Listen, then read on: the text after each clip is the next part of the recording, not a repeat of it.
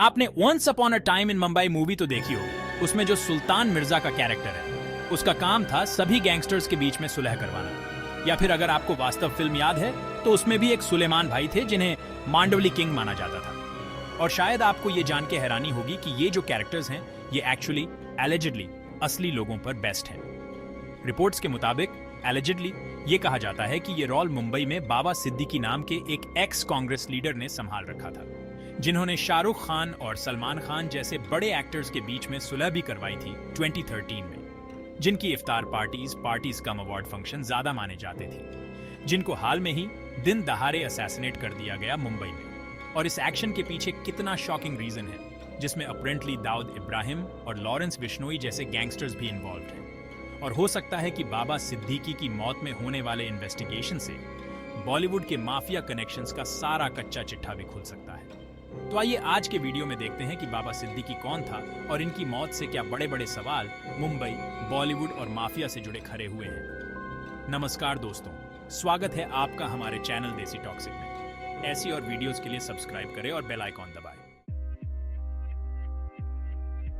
देखें, बाबा सिद्दीकी एक पॉलिटिशियन है जिनकी बॉलीवुड में बहुत पहचान और बहुत मानी जाती थी। बाबा सिद्दीकी बांद्रा वेस्ट से 3 बार एमएलए रह चुके हैं और मुंबई कांग्रेस के महाराष्ट्र के one of the most senior leaders भी रह चुके हैं। जैसा कि मैंने कहा, बाबा सिद्दीकी का नाम सुनते ही लोगों को उनकी बॉलीवुड की फेमस इफ्तार पार्टीज याद आती है। उनकी पार्टीज में बॉलीवुड के बड़े बड़े सेलिब्रिटीज और पॉलिटिक्स के बड़े बड़े दिग्गज अक्सर दिखाई पड़ते थे। और कौन भूल सकता है उनकी 2013 की इफ्तार पार्टी, जिसमें शाहरुख खान और सलमान खान, जिनके बीच में कई सालों से दुश्मनी चल रही थी, उस दुश्मनी को बाबा सिद्दीकी ने अपनी इंटरवेंशन करके खत्म भी करवाया था। माना जाता है कि इनका बॉलीवुड के बड़े एक्टर सुनील दत्त के साथ भी काफी क्लोज कनेक्शन था। सुनील दत्त ने ही इनफैक्ट बाबा सिद्दीकी को 1999 में एमएलए का टिकट दिलवाया था। 2004 से 2008 के बीच Baba Siddiqui minister of state रहे थे for food and civil supplies, labour and FDA. इस समय वो महाराष्ट्र के housing and area development authority Mumbai board के चेयरमैन भी रहे थे। लेकिन 3 बार बांद्रा वेस्ट से जीतने के बाद 2014 में वो अपनी सीट हार जाते हैं। लेकिन इसके बावजूद 2019 में उन्होंने अपने बेटे जीशान को बांद्रा ईस्ट से खड़ा किया, जो कि एक शिवसेना का स्ट्रॉन्ग होल्ड माना जाता था, और जीशान वहां से जीत भी गया। और इसी साल फरवरी में बाबा सिद्दीकी ने कांग्रेस को छोड़कर अजीत पवार की एनसीपी फैक्शन को भी ज्वाइन किया था। हाल में ही उनको बिहार के तेजस्वी यादव ने एक राज्यसभा सीट भी देने का ऑफर किया था। और यहां पर आकर फिर बात करते हैं उनके बॉलीवुड के कनेक्शंस के बारे में, क्योंकि रिपोर्ट के मुताबिक इनके कनेक्शंस बॉलीवुड से होते हुए कुछ डार्क जगहों पर भी जाते हैं। बाबा सिद्दीकी के कनेक्शंस बॉलीवुड में ऐसे थे जैसे दिया और बाती, जैसे संजू और गन, और जैसे सल्लू और हीट और रन। आप जानते हैं कि वो बांद्रा वेस्ट कंस्टिट्यूएंसी से बांद्रा में काफी बड़े बड़े सेलेब्स हैं, जैसे कि शाहरुख खान, सलमान खान, रेखा, जॉन, फरहान अख्तर, जोया अख्तर, जावेद अख्तर, करण जौहर और अर्जुन कपूर। बाबा सिद्दीकी ने हमेशा बॉलीवुड स्टार्स को सपोर्ट किया है, खासकर उनके लीगल और पर्सनल स्ट्रगल्स में। जैसे सलमान खान के हिट एंड रन केस के वक्त भी सिद्दीकी ने उनको पब्लिकली सपोर्ट किया था। यहां तक कि सलमान को बेल मिलने तक बाबा सिद्दीकी खुद कोर्ट में भी प्रेजेंट रहे थे। बाबा सिद्दीकी को जरूरत पड़ने पे बॉलीवुड भी हाजिर रहता था। बाबा सिद्दीकी के पॉलिटिकल रैलीज और इवेंट्स में कई बॉलीवुड स्टार्स आते थे जो उनके पॉलिटिकल इमेज को प्रमोट करते थे, चाहे सलमान खान हो, चाहे संजय दत्त हो। लेकिन बॉलीवुड के साथ साथ इनके कुछ डार्क कनेक्शंस भी थे। इन पर कुछ बड़े बड़े एलिगेशंस भी लगे थे। इलीगल स्लम रिहेबिलिटेशन स्कीम का आरोप। बाबा सिद्दीकी पर स्लम रिहेबिलिटेशन स्कीम का गलत इस्तेमाल करने का इल्जाम लगा था। उन पर यह आरोप लगा था कि उन्होंने अपने पॉलिटिकल इन्फ्लुएंस का फायदा उठाकर मुंबई के स्लम एरियाज में बिल्डर्स को इलीगल अप्रूवल्स दिए थे अनऑथराइज्ड कंस्ट्रक्शन करने के लिए। एमहाडा यानी Maharashtra housing and area development authority ने इलीगल स्लम डेवलपमेंट पर नोटिस भी इशू किया था, जिसमें बाबा सिद्दीकी का नाम आया था अप्रूवल्स क्लियर करने के लिए, जो सिविक रूल्स के खिलाफ था। इन बिल्डिंग का SFI 1.87 था, जबकि अलाउड सिर्फ 1.5 होना चाहिए था। ईडी के सोर्सेज कहते हैं कि बाबा सिद्दीकी ने SRA के फ्लैट्स कई बड़े लोगों को, इंक्लूडिंग फिल्म स्टार्स को बेचे थे अवैध तरीके से।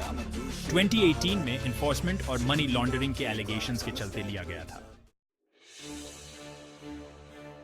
और सिर्फ इतना ही नहीं, कुछ रिपोर्ट्स ये भी निकल कर आए हैं जो एलिजिडली कहते हैं कि बाबा सिद्दीकी का ऑर्गेनाइज्ड क्राइम से भी रिलेशन था। देखिए, मुंबई में ऑर्गेनाइज्ड क्राइम का जो बैकड्रॉप है उसकी शुरुआत लेट 1970s और अर्ली 1980s में हुई थी, जब 1982 के ग्रेट बॉम्बे टेक्सटाइल स्ट्राइक हुआ था, जिसके बाद वाइड स्प्रेड अनएम्प्लॉयमेंट आया था मिल्स के बंद होने से, और मुंबई देखे एक इंडस्ट्रियल सेंटर से कमर्शियल हब में धीरे धीरे बदल गया था। और इस वजह से कई यंग लोगों में उस समय इकोनॉमिक अनसर्टेनिटी आई थी और अनएम्प्लॉयमेंट आई थी, जिस वजह से ये लोग लोकल गैंग्स की तरह मुल गए। अपनी सर्वाइवल के इसमें एक बड़ा नाम था दाऊद इब्राहिम का, जो कि सिर्फ एक गैंग मेंबर ही नहीं बल्कि एक आतंकी भी था, क्योंकि उसका नाम सबसे पहले आया था 1993 के मुंबई सीरियल ब्लास्ट्स में, जो एलिजिडली बाबरी मस्जिद गिरने के बाद बदले की इन सब चीजों में बाबा सिद्दीकी का क्राइम गैंग से क्या रिलेशन है। अब देखे, इसको समझने के लिए हमको इनके मर्डर कंस्पिरेसी को भी समझना पड़े। विजयदशमी के दिन जब बाबा सिद्दीकी अपने बेटे के ऑफिस से आ रहे थे, तब उन पर टीम शूटर्स ने 5 राउंड फायर किए थे, जिसमें से 2 शूटर्स को पुलिस ने पकड़ भी लिया है। एक है गुरमेल सिंह और एक है धर्मराज कश्यम, और तीसरा शूटर्स जिसका नाम शिवा है, वो अभी तक अपेरेंटली फरार है। अब इसके पीछे कई अलग अलग एंगल सामने आए हैं। पहला एंगल, जो सबसे हाई प्रोफाइल एंगल है, वो है, लेकिन इस पोस्ट में लिखा गया है सलमान खान, हम ये जंग नहीं चाहते थे। और वो सलमान खान को इसलिए मारना चाहते हैं क्योंकि बिश्नोई गैंग जो है वो ब्लैक बग को एक सेक्रेड जानवर मानता है। और आपको याद होगा कि बहुत हाई प्रोफाइल केस हुआ था सलमान खान का ब्लैक बग किलिंग में, और विवेक ओबरॉय जो सलमान खान से ऐसे भी बहुत, वो इस बात का पूरा फायदा उठा रहे हैं। आपको याद होगा कि क्योंकि एपी धिल्लो और गिप्पी ग्रेवाल ने भी सलमान खान के साथ काम किया था, तो उनके घर के बाहर भी कनाडा तक जाकर लॉरेंस बिश्नोई गैंग ने फायरिंग करवाई थी।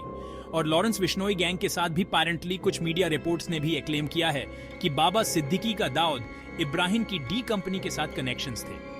ये स्पेसिफिकली अपेरेंटली कहा गया है कि सिद्दीकी अंडरवर्ल्ड और बॉलीवुड के बीच एक लिंक के तौर पर काम करते थे, ताकि कॉन्वर्सेशंस और डील फैसिलिटेट हो सके। जब पुलिस एक्शन की वजह से मिड 1990s के बाद मुंबई में डी कंपनी की पावर बहुत कम हो गई थी। एक तरफ तो ये रिपोर्ट्स आ रहे हैं, दूसरी तरफ देखे कुछ के बाबा सिद्दीकी का शाहिद उस्मान बलवा के साथ ध्यानेश्वर नगर एसआरए प्रोजेक्ट को लेकर एक झगड़ा चल रहा था, जो कि बेसिकली एक रियल एस्टेट डिस्प्यूट था।